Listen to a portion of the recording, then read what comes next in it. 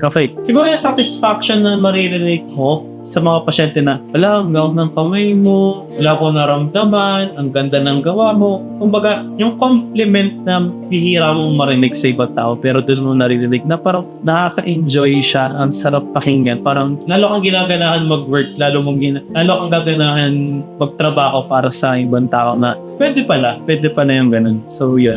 Sige sa akin naman, and then, compliment. Pero yung sa mga bata din. Yeah. Kasi kapag may mga bata, mahilig talaga ako. Masaya yung lalo na yung mga first, visit. Oh, man. Para hindi sila natatrauma, ganyan. Tsaka plus yung sasabihin nila, Doc, ano yung name mo? Para sa next visit ko, ikaw yung ikaw yung hahanapin. Ganun, tapos magdadala pa sila ng ibang kasama. So, mas okay talaga na, alam mo yun, talagang hahanap-hanapin ka. Kasi okay yung gawa mo, ganyan. So, mas okay din talaga yung work mo is okay. Parang kung hypocrite pakinggan na, parang you're working sa sinasabi ng iba. Pero yun talaga Yun na yung hahanapin mo sa line of work natin Kumbaga, sige, kung ikaw nga simpleng nagkatrabaho sa isang company, sabihan ka ng good job, parang, di ba, mitay mo, papalakpak na What more kaya dun sa mismong ginawa mo from scratch to a beautiful art na nagawa mo. So, sobrang nakakatuwa siya, hindi man nila nakikita, pero yung utak mo,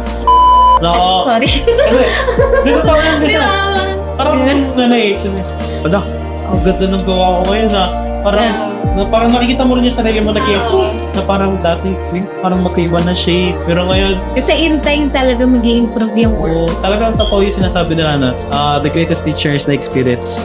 Kaya talaga